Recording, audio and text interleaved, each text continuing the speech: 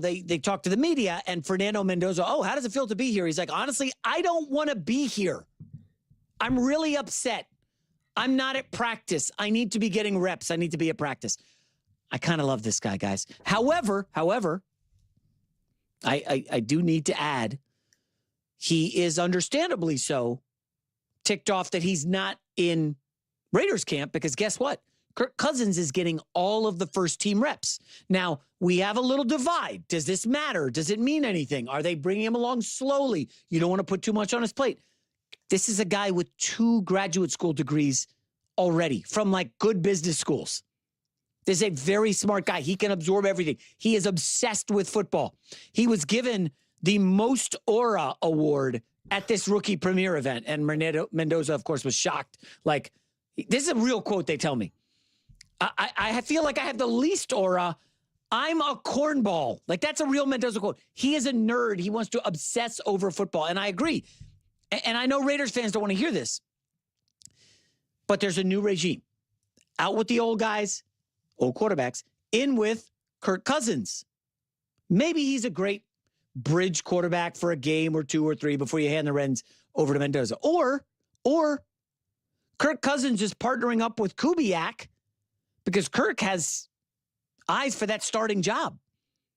They worked together for 3 years in Minnesota. So it's not, I mean, Mendoza's going into a situation where he's like, oh, damn, these guys are chummy. You friends with somebody for 3 years, you work with them?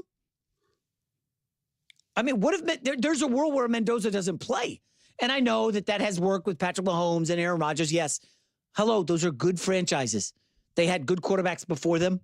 Okay? They had gone to the playoffs before. Mendoza's going in. They have no quarterback. It's not Kirk Cousins. It's got to be Mendoza. And I'm of the belief, I always have been, the only way to be good at something is to actually do it. You can read a lot of books on business and listen to a lot of business podcasts. You can't run a business until you actually run a business. All right, let's address this directly.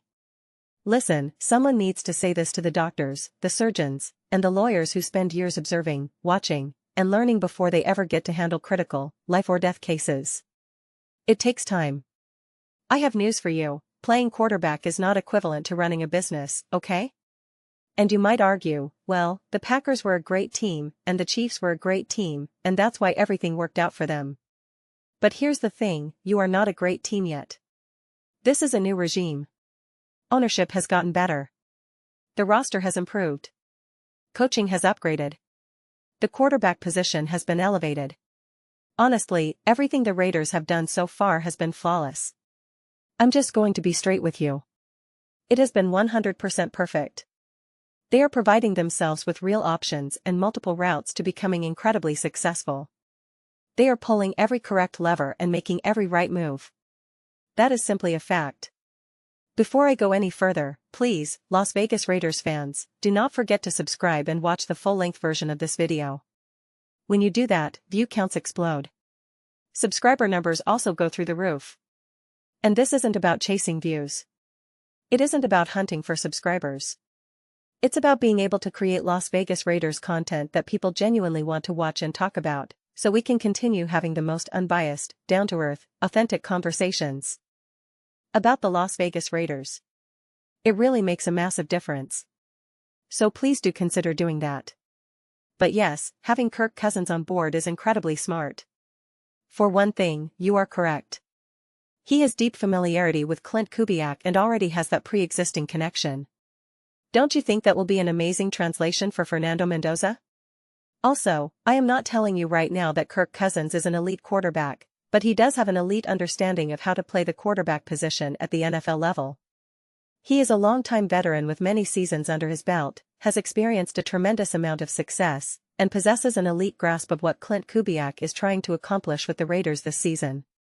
That kind of understanding is worth its weight in diamonds, gold, silver, and everything else beneath the sun, not only for this Raiders team but also specifically for Mendoza as well. That wasn't even necessarily the case with Aaron Rodgers and Brett Favre, or with Alex Smith and Patrick Mahomes. The Las Vegas Raiders have literally acquired the most perfect possible quarterback to either start this year, because he is good enough and they will win plenty of games, and Mendoza might not be ready, or to serve as that stereotypical bridge quarterback, whether for the first handful of games or whatever the situation demands. They have created the most ideal scenario they could have asked for. And this is what I keep saying repeatedly. As long as Kirk Cousins is not a complete shell of his former self, as long as his mobility and his arm aren't totally gone, he will find success with the Raiders. And Mendoza will get to watch that success unfold. It would be different if it were just Geno Smith, or Carson Wentz, or Jacoby Brissett, or Mac Jones, or something along those lines. Then I could understand the concern a bit more. But now, Mendoza is going to learn from a quarterback with an elite understanding. He will be able to observe and witness everything. To downplay that is an absolute indicator of pure confusion. Pure confusion. I feel like I have shared this a million times, but one of the best ways to learn when you join a new team, when you are playing alongside players who already have established relationships with the coaches, who have been there longer, who already know the ropes, is that you observe them. You watch what they are doing. You see how they operate, how they conduct themselves in meetings, in the locker room, their interactions with the coaching staff, how they run drills. In many ways, they are the ones setting the tone, not the coaching staff. You see what they are doing. You see how they go about their business. You see how hard they are working on a drill in May, months away from the season, because it is actually very easy to be part of a culture where nobody works that hard. You might think, it's only May. We're just kind of going through the motions. But when you have the person in front of you who has been there for a while and they are putting in the work, you look and think, oh, okay. That's how it's done here. That's the standard. When the coach says we work hard, it is not just empty talk. We actually get after it. Especially when you are younger. Especially if you are in grade school or something, playing with older kids, they set the tone. They essentially give you permission to work hard. If they work hard, if they go all out, if they dive for a ball in a drill, they give everyone else permission to dive for that ball. Otherwise, other people are kind of waiting, wondering, is that cheesy? Is that corny? Should I actually work hard? I mean, it's only May. It's not like a real game. The season hasn't even started. No, you set the tone. That is Sports 101 right there. And there are many different versions of that at the NFL level. I say this all the time. Honestly, in terms of personality and relationships, bringing in a 22-year-old to watch 27 and 28-year-olds is no different from when you were a freshman in high school. You walk in, see all the older kids ahead of you, and think, what do we do here? You use them as a frame of reference. What's cool, what's not cool, where am I allowed to sit at lunch, what is the status quo? There are a million versions of that even in the NFL, for people getting paid hundreds of millions of dollars. These guys are all still kids. That's why coaches refer to them as kids. Oh. He's a great kid. Because they are. They are kids. That's why those kids can't stay out of trouble even though they have the entire world at their feet.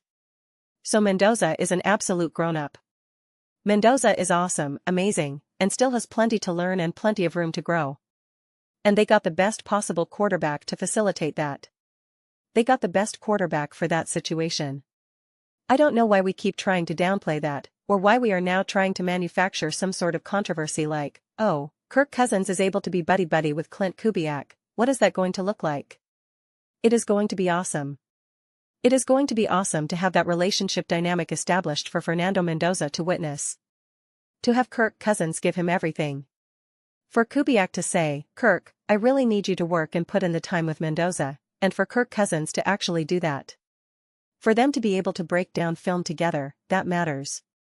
That was actually one of the things I really appreciated, and I am not a fan of Jameis Winston at all because he is an unserious person. But he was talking to some rookie or second-year quarterback, I forget which, it was on Hard Knocks or something. Watching him break down film and explain it to the younger quarterback, I thought, yeah, man. That's awesome. That was a perfect representation of what an experienced quarterback can offer to a younger quarterback. It is a different voice and a different approach beyond just a coach, because a coach has a very specific relationship and a very specific way of speaking. That is why all these teams always keep those player coaches, those veterans who clearly don't have what they once had anymore, but there is still a spot for them on the team, because it matters so much. And again, the downplaying of all of this, the downplaying of coaching, the downplaying of the fact that this just takes time, it drives me insane. I read a comment, it might have been about the Raiders and Mendoza, I forget at this point, but they were essentially saying that coaching doesn't really matter. You're either a great quarterback or you're not. And I just think, oh my God, that is simply not how it works, man. And then the comparison is, you can have a great coach, but if you have a bad quarterback, you can't win. And it's like, what? What are we even talking about? This stuff takes time, and the Raiders have put themselves in a position to be able to take their time if they need to. They have put themselves in a position where, in a doomsday scenario, Mendoza gets banged up and can't play, they have someone who can run the offense. Doomsday scenario, Mendoza is just 100% not ready for a full year, they have a quarterback.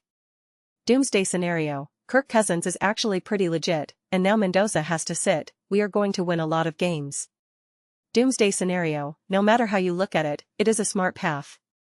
Another doomsday scenario. Oh, Kirk Cousins is the number one, but he gets banged up, they have Mendoza, and now throw in there that he got to learn and grow and witness a quarterback who actually won the starting spot by running the offense the way we hope you can run that offense. So now you can see, Kirk Cousins gets injured, but he is still right there shoulder to shoulder with Mendoza on the sideline, in the film room, etc., telling him, this is what it is. This is what I saw.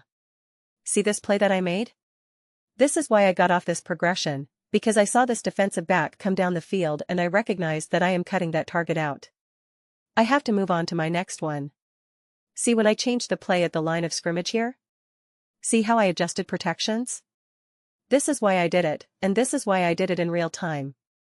Rather than a coach saying, hey, this is what you did wrong, you should have done this, or hey, it was great that you did this, Kirk Cousins gets to say, this is why I did this. This is why I did that.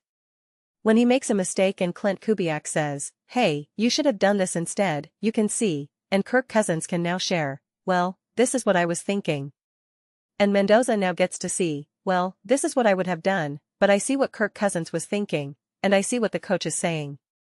Like, it is all such valuable information. Incredibly valuable information. The downplaying of learning, development, and coaching is going to make my head absolutely explode. It is going to make my head absolutely explode. The great thing is that so many Las Vegas Raiders fans understand this. And that is why when someone says, I know Raiders fans don't want to hear this, they have been awesome in the comment section. They have been absolutely awesome, because this has pretty much been my soapbox speech in every single Raiders video anytime we talk about this specific back and forth. And they all seem to get it. They all 100% seem to get it. It is without a doubt not the majority who say, no, Mendoza has to be out there week one. That is not the vibe I get from Raiders fans at all. So, those are just my thoughts. I would absolutely love to hear yours. What do you all think about the Las Vegas Raiders? Fernando Mendoza, Kirk Cousins, should Fernando Mendoza be upset and nervous about the relationship between Clint Kubiak and Kirk Cousins? I don't know, man. I guess that's where we are right now. But let me know your thoughts. I read every single comment. So whether you agree with me or disagree with me, either way, let's get into some discussions, get into some debates, but ultimately, let's just have some fun. Please do consider subscribing. We are building an amazing community here, and I absolutely love to see you be part of it.